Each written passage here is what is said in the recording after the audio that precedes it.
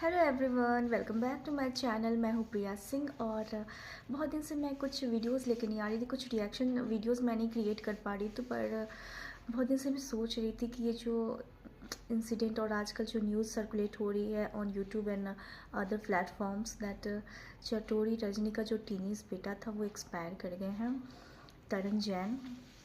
तो ये न्यूज़ बहुत हार्ट ब्रेकिंग था, बहुत दुखद था। तो मैं इस डिलेमा में थी कि इस न्यूज़ के बारे में मैं क्या बोलूँ नहीं बोलूँ, पर मैं जितने दिन जाते गए हैं, लोगों के जो रिएक्शंस आते गए हैं, लोग जो उसके बारे में बातें करते आए हैं, जो चीज़ें रिवील हुई है, तो उस चीज़ को मैंने सुना है, देखा है, तो कुछ कंक्लूजन्स निकाले मैंने। तो मैंने सोचा कि चलो आप लोगों से डिस्कस करती हूँ। तो सबसे पहली बात कि जो लोग बोलते हैं ना कि पेरेंटिंग पेरेंटिंग पेरेंटिंग गलत है गलत है गलत है, मेरे दो पहलू हैं कि चलो ठीक है, माँ बाप से भी गलती हो सकती है, लेकिन जो माँ बाप अपने बच्चों को देख रहे हैं ना, जो बच्चे आज के टाइम में आज के टाइम में बच्चों को संभालना बहुत मुश्किल है। पहले ज़माने में लोग बोलते थे ना, यार हम तो 10-10 बच्चे संभाल लेते थे। आज के टाइम में एक बच्चे को संभालना बहुत डिफ़िकल्ट है। क्यों? जब से मोबाइल का ज़माना आया है, बच्चे मोबाइल में घुस गए हैं। उनको सोशलाइजेशन से कोई मतलब नहीं है, फैमिली से कोई मतलब नहीं है। उनकी एक अलग दुनिया है, उनकी एक अलग सोसाइटी है और वो अपनी दुनिया में रहते हैं, अपने फ्रेंड सर्कल से और अपने फैमिलीज़ और फ्रेंड्स, मतलब अपने फैमिली मेम्बर से तो काफ़ी दूर ही हो गए हैं। तो अगर आप डायरेक्ट अगर किसी की पेरेंटिंग पे सवाल उठा देते हो कि यार इसने सही तरीके से अपने बच्चे को परवरिश नहीं दी, तो ये रॉन्ग है। क्योंकि आपको नहीं पता कि मतलब बच्चे भी कैसे होते हैं, रिबेल टाइप के होते हैं ना बच्चे भी। तो ये चीज़ था कि मैंने बहुत सारी चीज़ें ऐसे रिएक्शंस चैनल्स पे देखे हैं कि किसकी गलती। मैं ये चीज़ एक्सेप्ट करती कि कुछ गलती माँ बाप से होती है।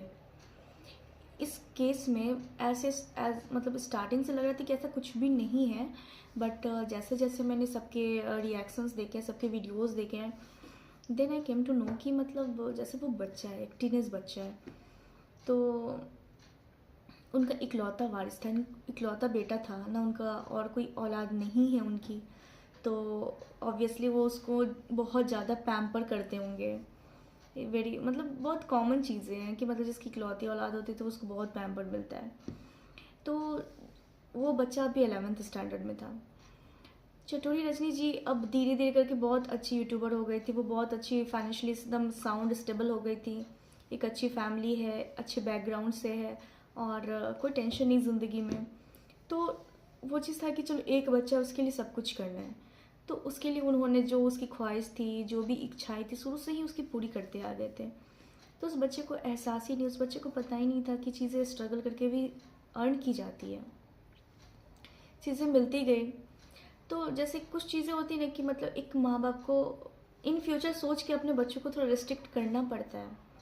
जैसे कि वो बच्चा, उसके जो शौक़ थे बाइक राइडिंग की, कार ड्राइविंग की और रेसिंग की, तो ये सब चीज़ बच्चों में बहुत ही कॉमन है। बच्चों को बहुत ये सब चीज़ पसंद आती है, खासकर लड़कों में। तो ये चीज़ अगर आप चाहोगे कि आप अपने टीनेज बच्चे को रोक लो कि नहीं नहीं बेटा मत करो, ये चीज़ बहुत रिस्की है, नहीं सुनते बच्चे। उस एज में नहीं सुनते, वो रिबेल होते हैं। उनको लगता है कि नहीं यार मम्मी पापा गंदे हैं, मम्मी पापा तो गलत है, वो मुझे रोकते हैं, मुझे टोकते, तो वो एक अलग ही टेंजेंट में चले जाते हैं, एक अलग ही दिमाग में वो चीज़ें निगेटिव चीज़ें वो रखने लगते हैं कि मतलब ये गलत है, वो गलत है, सब गलत है, मैं सही हूँ। क्योंकि हम भी उस एज से निकले हैं, तो उस टाइम पे ऐसी थिंकिंग होती है, ऐसे थॉट प्रोसेस आते हैं। बट वही चीज़ है कि अगर आप शुरुआत से थोड़ी थोड़ी चीज़ें करके आप उनकी बाउंड्रीज आप क्रिएट करते रहोगे तो आपको आगे चल के दिक्कत नहीं होंगे। तो उस बच्चे की बस यही चीज़ थी कि जिस चीज़ को उसने पैसन बनाया था ना, वो उस चीज़ में बहुत अंदर चला गया था। उसकी मैंने उसकी इंस्टा अकाउंट तो अब प्राइवेट हो चुकी है, जब वो पब्लिक थी तो मैंने बहुत सारे वीडियोस उसके देखे हैं, उसकी बाइक राइडिंग के, कार रेसिंग के। और सुबह सुबह उठ के वो निकल जाता था वो अपने दोस्तों के साथ, और बहुत लोग उसको ये भी बोलते हैं कि वो पीते थे, जो भी है। अब पता नहीं, मुझे नहीं लगता कि जैन लोग ये सब करते होंगे, बट बच्चे हैं, संगत ऐसी है, संगत कुछ भी करा सकती है, अच्छा बुरा कुछ भी करा सकती है। तो अब ये चीज़ कंफर्म नहीं है कि क्या ये सही है या नहीं है। तो जिसका जो गया है भाई, उसके लिए तो बहुत बड़ी चीज़ है यार। औलाद को खोना, इससे बड़ा दुख इंसान को हो ही नहीं सकता। आप हर दुख को बर्दाश्त कर सकते हैं, पर औलाद को खोने का गम वो बर्दाश्त ही नहीं हो सकता, बर्दाश्त ही नहीं हो सकता। अगर वो माँ बाप सह रहे हैं तो भाई माँ बाप है, वो तकलीफ़ में है, उनको भी ये चीज़ है कि वो उनसे भी गलती हुई है। अगर वो शुरू से अगर बच्चे को अगर कंट्रोल में रखते तो ये चीज़ नहीं हो पाती।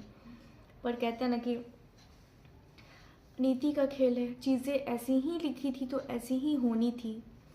अब ये चीज़ है कि उन्होंने एक वीडियो बना दी फेसबुक पे कि मुझे इस चीज़ में इंक्वायरी नहीं चाहिए, उसमें ये नहीं करना है, वो नहीं करना, मुझे नहीं जाना मेरे बेटे के साथ क्या हुआ। तो ये चीज़ बहुत गलत सोसाइटी को मैसेज जाता है कि आप उस चीज़ को जानना नहीं चाहते हो, आप जस्टिस नहीं चाहते हो। अगर ये हिट एंड रन का केस होता है, अगर ऐसा होता है कि बच्चे के साथ कुछ भी एक्सीडेंट हुआ है, एक्सीडेंटल डेथ है, तो ये चीज़ आपको जानना ज़रूरी है। इनफैक्ट सबको बताना ज़रूरी है कि ऐसा होता है। और अगर ऐसा नहीं हुआ है तो अगर और कोई रीज़न है तो आपको ये चीज़ भी बताना ज़रूरी है, क्योंकि आप देखिए लोग आपको आइडलाइज़ करते हैं, तो लोग जानना चाहते हैं कि अगर आप कुछ कर रहे हैं तो वो पॉजिटिविटी हम लोग अडेप्ट कर लेते हैं। तो अगर हमारे भी छोटे छोटे बच्चे हैं, अगर आपसे कुछ सीखने को मिलता है तो वो चीज़ हम भी करना चाहेंगे। अगर आपके बच्चे के साथ कोई ट्रेजेडी हुई है, अगर उस चीज़ की आप वो रीज़न जानते हो और वो रीज़न हम जानेंगे, तो शायद हम भी अपने बच्चे को उस चीज़ से प्रोटेक्ट कर सकते हैं। तो ये चीज़ बहुत ज़रूरी है कि दुनिया से ना छुपाया जाए, उसको बताया जाए। अगर आप वो चीज़ शेयर करेंगे तो शायद लोग आपसे ज़्यादा कनेक्ट कर पाएंगे। और एक चीज़ और थी कि मैंने बहुत सारी वीडियोस में देखे, रिएक्शंस चैनल की वीडियोस में, जिसके मैं स्क्रीनशॉट्स लगा दूंगी, आप लोग भी पढ़ लेना। उनकी जो चटोरी रजनी, उनकी इंस्टा पेज पे किसी ने एक मैसेज लिखा था जो कि मुझे बहुत ही सही लगा था। मतलब मुझे उसमें ये नहीं लगा था कि कुछ गलत है। अगर मैं गलत बोलूँगी तो लोग मुझे जज करेंगे। तो मतलब चीज़ें ऐसी लिखी गई थी जो मैं आपको पढ़ के बताऊंगी उसका मतलब क्या था। आप लोग वो चीज़ सोचो कि क्या है। बेसिकली उन्होंने उनके पेरेंटिंग पे क्वेश्चन उठाए थे कि अगर वो चाहती तो ऐसा इंसिडेंट नहीं हो पाता। तो चलिए मैं आपको बताती कि उसमें क्या तो ये एक मैसेज है जो मैंने अब पढ़ना चाहती हूँ आप लोग के सामने, जो किसी ने उनके इंस्टा पेज पे लिखी थी, जिसमें उसमें लिखा था चटोरी रजनी को, now this is the last thing I wanted to do but hey people, Chatori Rajni has specifically deleted the videos of his minor son riding a bike after I mentioned about it on his Insta page। इसमें कहा गया है कि चटोरी रजनी जो है, उन्होंने अपने बेटे के इंस्टा पे जो भी वीडियोस थे रिलेटेड उनके bike riding and car driving के, उनको सारे वीडियोस उन्होंने डिलीटेड कर दिए या फिर प्राइवेट कर दिए हैं। किसके बाद, जब इन्होंने ये मैसेज डाला है, ये चीज़ पोस्ट की है उनके इंस्टा पेज पे, उसके बाद उन्होंने ये एक्शन लिए है। Now this goes on to show that something is seriously being suppressed and I can't stand being blamed as liar। मतलब इनका कहने का मतलब कुछ तो बात फिशी है, कुछ तो चीज़ें दबाई जा रही है, छुपाई जा रही हैं। वो इस चीज़ को रिवील करना चाहती है कि आखिर अगर आप सही हो तो आपको वो चीज़ें डिलीट करने की या फिर आपको प्राइवेट करने की क्या ही ज़रूरत पड़ गई है। तो आगे उन्होंने लिखा है, I knew something like this could happen and so had recorded this before। उन्होंने ये सारे वीडियोस उन्होंने पहले से रिकॉर्ड करके रख लिए थे कि उनको लगा था कि ऐसा कुछ होने वाला है। सोचिए, उन्होंने ये चीज़ पहले ही प्रिडिक्ट कर लिया था, उन्होंने ये सब चीज़ें देख ली थी, उनको लगा था कि ऐसा कुछ होने वाला है। इससे पहले कि वो ऐसा कुछ होता, उन्होंने सारे वीडियोस उन्होंने सेव कर लिए थे। उसके बाद लिखा था, उन्होंने एक मतलब वीडियो अपलोड किया है उनका बाइक राइडिंग का, जिसमें वो रॉयल एनफील्ड साइड चला रहे हैं। तो उन्होंने उसकी जो ड्यूरेशन है, don't miss 04:20 to 4:30 of this video, मतलब उस वीडियो का जो 4:20 और 4:30 का जो ड्यूरेशन है, उस बीच का वीडियो देखने के लिए बोला गया है। उसमें क्या है ये बता रही हैं वो, this is the hypocrisy I was talking about. Okay, जिसमें उस बच्चे ने अपने हाथ छोड़कर बाइक चला रही है, एक बीजी रोड पे वो पूरी तरह से हाथ छोड़ दिया है और बाइक राइड कर रहा है, वो बहुत फुल स्पीड में। तो वही चीज़ वो बताना चाह रही है, I don't want to bother the parents during such a sensitive time. हाँ, वो बोलना चाह रही है कि मैं इस सेंसिटिव टाइम में मैं किसी को परेशान नहीं करना चाहती हूँ। उनका इंटेंशन ये नहीं है कि उनको गलत बताना है, बट वो चीज़ ये चीज़ बोलना चाहती थी कि अगर ये चीज़ अगर आप समझते हो तो आप अपने बच्चे को कर सकते हो, बचा सकते थे। आपकी थोड़ी सी तो गलती है, ये चीज़ आपको एक्सेप्ट करनी पड़ेगी, क्योंकि बच्चा फिर भी था तो छोटा था यार। आप उनको बच्चे रिबेल होते, बट आपकी आपकी ये आपकी प्रॉब्लम है कि आप उसको समझाओ, आप उसको उस चीज़ को डायरेक्ट करो, आप उसको सही दिशा दो। ये और कोई नहीं कर सकता है। तो ये एक माँ बाप की ही रिस्पॉन्सिबिलिटी होती है। तो इसमें उन्होंने कुछ गलत नहीं बोला है, उन्होंने बस यही चीज़ बताया कि ये माँ बाप की बात थी जो उनको सोचनी चाहिए थी। तो आगे उन्होंने लिखा है, seeing their conduct I am shocked and staying silent will be wrong on my part. सही बात है। Please have a look, this was all public content put on Taran's insta. ठीक है, ये पब्लिक है, ठीक है। उस टाइम पे थी, अब तो उन्होंने डिलीट कर दिया, फिर प्राइवेट कर दिया, आई डोंट नो। उसमें लिखा हुआ है, under as child driving especially heavy bike like Royal Enfield is bad. Rajni and Sangeet, this kind of love is not right, dear. We are hurt, but you both are suffering the most and we all are helpless. He was a sweet son, but in this age it was natural to have such craze. But as a parent, you should not pamper to this extent. Please parents we all together have to stop this. उन्होंने एक request की है चटोरी, रजनी और संगीत जैन से कि देखिए ये जो आपने जो पैम्परिंग की है, ऑब्वियसली जिसकी इकलौती वारिस होती है, इकलौता बच्चा होता है, तो उसको बहुत पैम्पर मिलता ही मिलता है। तो ये कुछ गलत नहीं है, लेकिन इस एक्सटेंट तक ना करे, इतना ज़्यादा ना कर दे कि वो एक्सप्लॉयटेशन हो जाए, वो बच्चा बिगड़ जाए, वो बच्चा किसी की ना सुने, वो बच्चे सिर्फ अपनी मनमानी करे। ये चीज़ नहीं होनी चाहिए। तो उनका बस यही कहना चाहिए था कि देखिए हमारे जो देश में रूल है कि आप अबव 18 ही आपको लाइसेंस मिल सकता है ड्राइविंग की, अंडर 18 आप नहीं चला सकते हो। अगर आपको चलाना है तो आप 50 सीसी का आप गाड़ी चला सकते हो विथ हेलमेट, अदरवाइज़ आपको लाइसेंस तो नहीं ग्रांट होगी। तो ये चीज़ बहुत वेल नोन है, हमारा जो लॉ है इंडिया का उसके रिगार्डिंग। और उसके बाद उन्होंने लिखा है, वॉट हैपेंड इज़ इंडेड।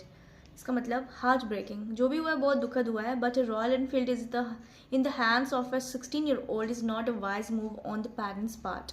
एक छोटे से बच्चे का जो 16 साल का है उसके हाथ में रॉयल एनफील्ड, क्योंकि रॉयल एनफील्ड बहुत भारी गाड़ी है यार, बहुत अच्छे खासे लोग भी उसको बहुत अच्छे से हैंडल नहीं कर पाते। और एक छोटा सा टीनेज माइनर बच्चा के हाथ में ये चीज़ बिल्कुल सही नहीं थी। अगर आपको देना था तो कोई स्कूटी दे दिए होते कि चलो बच्चों को सीखना है, स्कूल कॉलेज ट्यूशन जाना है, कोचिंग जाना है, बट रॉयल एनफील्ड तो उस चीज़ के लिए है ही नहीं।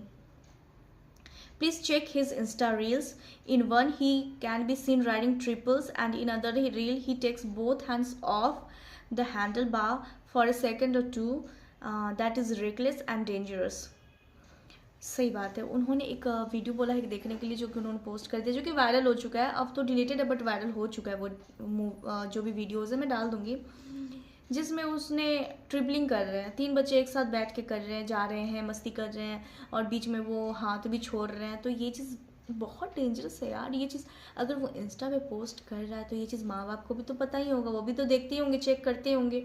आपको तभी एक्शन लेना था, आपको तभी समझाना था कि बच्चे ये बहुत रिस्की है, बहुत डेंजरस है यार। यार अच्छे खासे लोग भी जो धीरे चलाते वो भी चले जाते हैं यार। कोई पीछे से ठोक दिया, कोई इधर से ठोक दिया, कोई उधर से ठोक दिया, और इस तरह से तो लगता है कि मौत को आप ही गले लगा रहे हो। तो उन्होंने जो भी ये चीज़ डाली है बहुत ही सही डाली है, और उन्होंने वो चीज़ बहुत अच्छे से क्लियर किया है। बस उन्होंने किसी निगेटिव वे में नहीं बोला है कि मतलब आप उस चीज़ का ध्यान देते तो शायद ये नहीं होता। वो आउट ऑफ कंसर्न उन्होंने ये सब सारी चीज़ें लिखी थी। तो मैं आगे आपको बताती हूँ कि उन्होंने और क्या लिखा है। तो उन्होंने आगे लिखा है, about on Facebook that on the very next day on his child accident it shows how addicted and publicly driven they are. मतलब उनके कहने का मतलब है कि वो लोग इस चीज़ के लिए वो कितने वो माहिर थे, वो चीज़ कितने अडेप्टेड थे कि वो पब्लिकली बहुत ईज़ फील करते थे वो चीज़ करना। वो बहुत पब्लिकली था, वो चीज़ बहुत खुश होकर करता था। वो चीज़ उस ऑब्वियसली उसका पैसन था, तो वो ये सब चीज़ तो करेगा। They grieve on their only minor son's demise by publicly broadcasting it on Facebook, and when people are commenting on circulating videos, which is very much expected when you step in Facebook, they have a problem and warn of legal action. उन्होंने बोला कि अगर आपने अपने बच्चे की जो demise हुई उसको प्राइवेट नहीं रखा, आपने खुद पब्लिकली किया है, आपने फेसबुक पे चीज़ आके आपने खुद बताया है और चीज़ें डाली गई हैं आपने, तो फिर लोग तो उस चीज़ में अपना ओपिनियन देंगे, जो लोग जानते हैं सुनते हैं या फिर फ्रेंड्स हैं या कोई भी सर्कल वाले हैं जो आए गए, जिनको भी ये चीज़ पता चलेगा वो अपना ओपिनियन डालेंगे ही डालेंगे। तो इट वाज़ बेटर था कि आप उस चीज़ को प्राइवेट रखते, या फिर अगर आप पब्लिक किए तो फिर लीगल एक्शन लेने का कोई मतलब नहीं बनता है। Legal action should be shot on them for suppressing the truth, allowing a minor to ride a Royal Enfield and not reporting an accident because it may, if they do, all will lead to the owner of the bike। देखिए उन्होंने बोला है कि legal action लेना ज़रूरी है क्योंकि ये सच को छुपाया जा रहा है, ट्रुथ को सप्रेस्ड किया जा रहा है, क्योंकि एक बच्चे की डेथ की बात है। अगर चटोरी रजनी जी शायद इस चीज़ से डर रही हैं कि अगर ये चीज़ें एक्शन में आई, अगर एफआईआर हुई और पब्लिक और पुलिस इस चीज़ में इन्वॉल्व हुई, तो सबसे पहले जो चीज़ें रिवील होगी कि एक जो माइनर बच्चा है वो बाइक राइड कर रहा है, वो भी रॉयल एनफील्ड जैसी हेवी बाइक राइड कर रही है, तो वो बाइक किसकी है? ऑब्वियसली उसके ओनर कौन है? उसके फादर है, संगीत जैन है। तो डायरेक्टली और इनडायरेक्टली वो चीज़ डायरेक्ट चली जाएगी उसके पापा को, तो उनके ऊपर लीगल एक्शंस हो जाएंगे। तो मुझे लगता है चटोरी रजनी जी अब नहीं चाहती कि ऐसा कुछ हो, इसलिए शायद वो इस इंसिडेंट को यहीं पे दबाना चाह रही है और कुछ भी नहीं, वो नहीं चाहती कि मतलब ये चीज़ पुलिस में जाए या फिर कोई इन्वेस्टिगेशंस हो या कुछ भी हो, बट ये गलत है। आप भी इस चीज़ में गलत हो, कुछ तो रॉन्ग है, तभी आप इस चीज़ को सपोर्ट कर रहे हैं।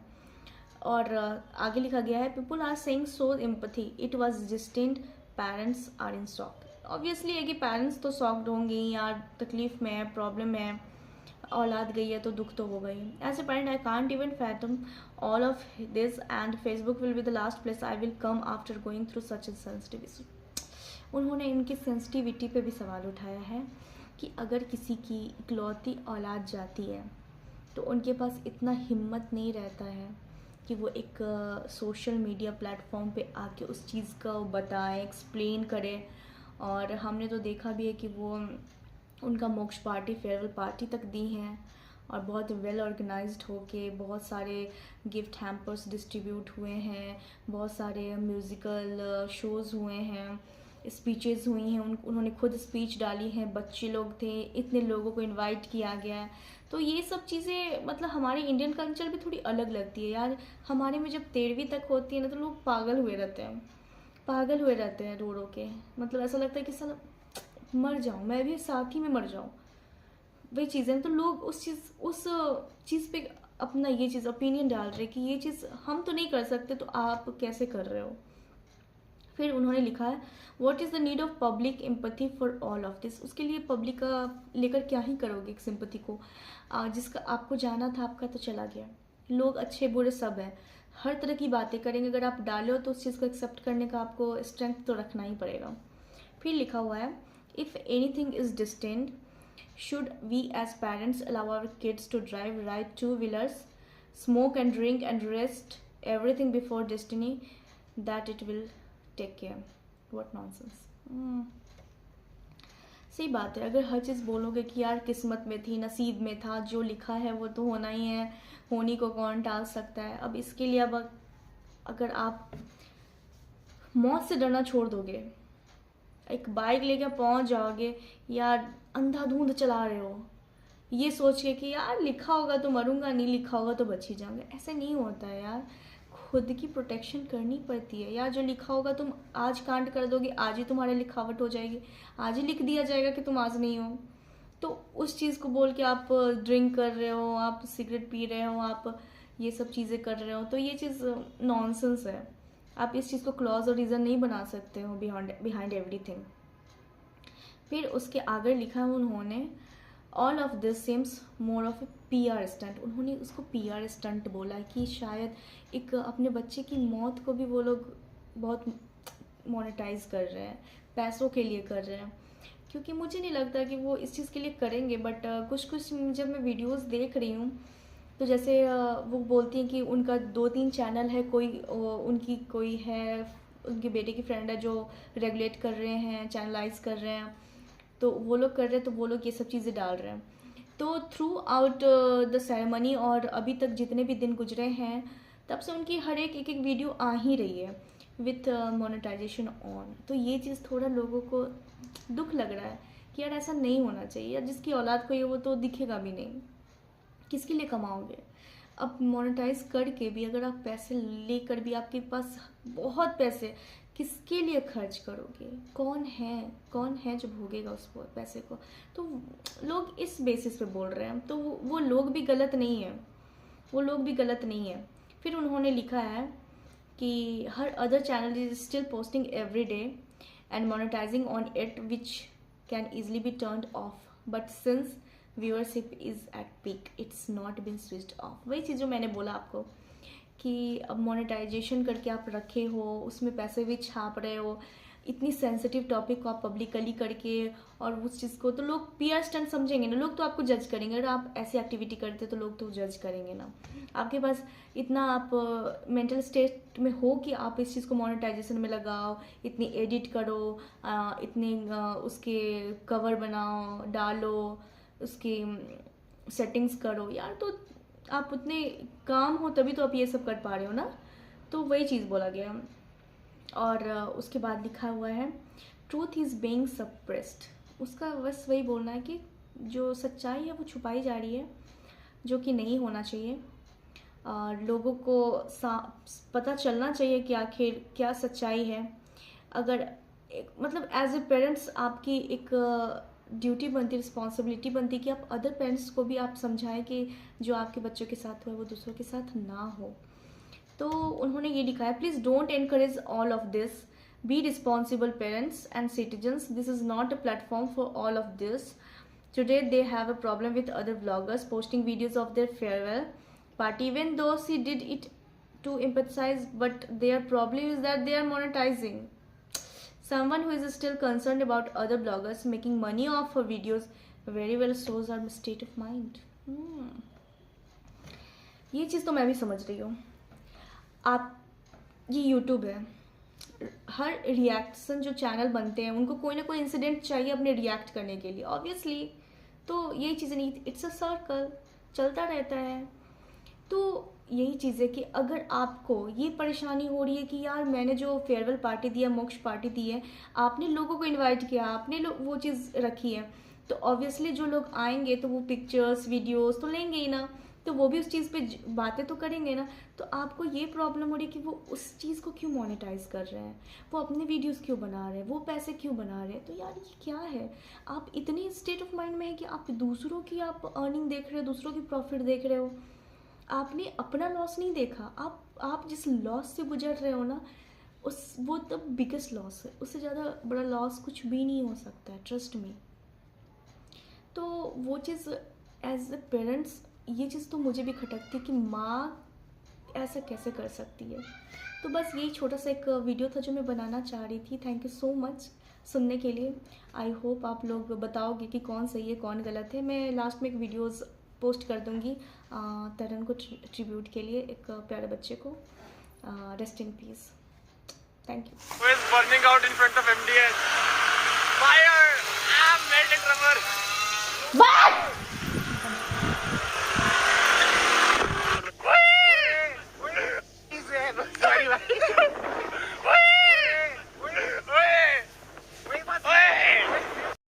यहाँ आप देख सकते हैं सुबह के 4:58 हो रही है और Taran Jain with helmet and bike ready है अपनी राइड करने के लिए, अपने दोस्तों के साथ एक्सप्लोर करने के लिए।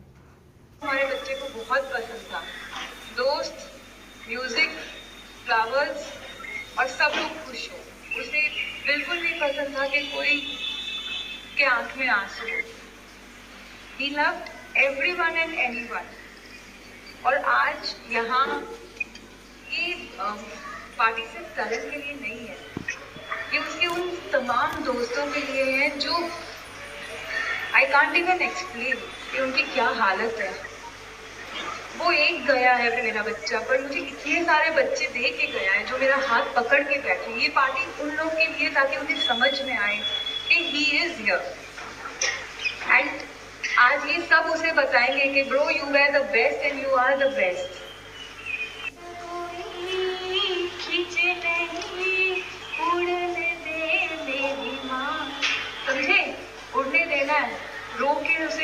करना नहीं है। तो ये स्पेशल इवेंट आज करण और उसके दोस्तों के नाम है। उसने इन सबको बोला था एग्जाम खत्म होने ना मैं बहुत बड़ी पार्टी अरेंज करूँगा एंड आप सब बच्चों के लिए हमने एक हैम्पर बनाया है विच करण लव टू ईट एंड उसके हैम्पर से बड़ा प्यार था। किसी का भी बर्थडे हो, मम्मा का भी बर्थडे हो तो गिफ्ट नहीं देगा, सबसे पहले पूछेगा रिटर्न गिफ्ट में क्या है। बहुत लालची था रिटर्न गिफ्ट के लिए, मम्मा रिटर्न गिफ्ट दे दो। तो आप सबके लिए आज उसके फेवरेट गुडीज है। So I'll welcome Ayush here, his so-called best friend, जो इतने कांड करता है और मेरा बच्चा बेचारा उसे सुलझाने नहीं रहता था। Come here, Ayush. तो इनकी जुबानी आज हम सब सुनेंगे what was Karan।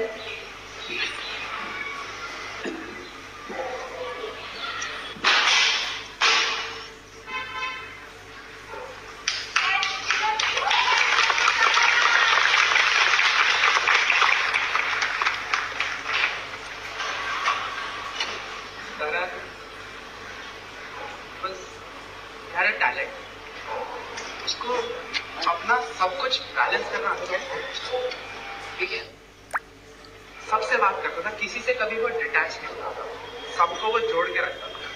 कोई भी हम हैंग आउट प्लान करते थे, कुछ भी करते थे, वो सबको अरेंज कर लेता था। मैं बस बोलता था कि तरह ऐसे चलते हैं कहीं, ऐसे करते हैं, वो सब कुछ अरेंज कर देता था।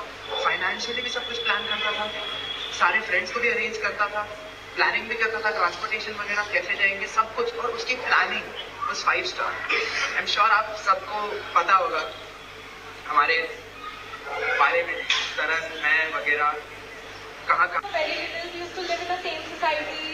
हम साथ में खेलते थे, सब कुछ साथ में।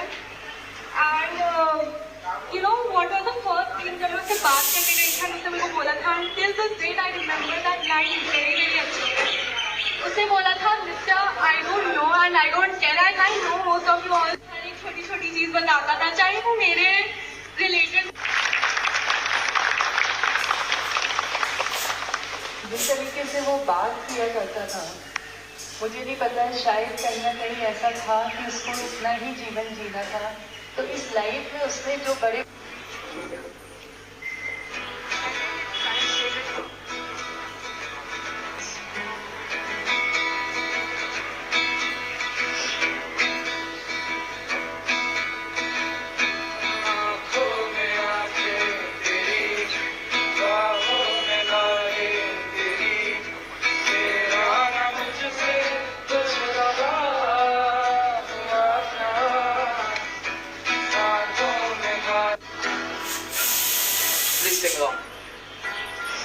It's been a long